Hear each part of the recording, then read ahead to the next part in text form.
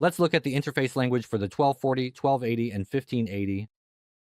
To change it, we click Tools, then Printer Settings. Under Localization, here's Language. It's in simplified Chinese now. We have many languages.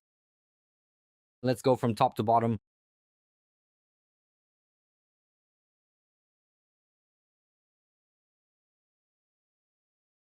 See how many interface languages there are.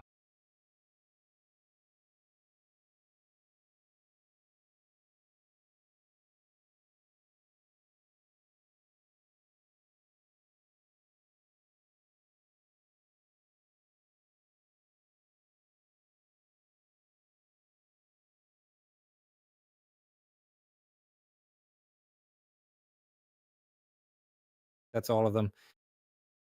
Let's take English as an example and switch the language. Change to English. Select English and click OK. It's now in English.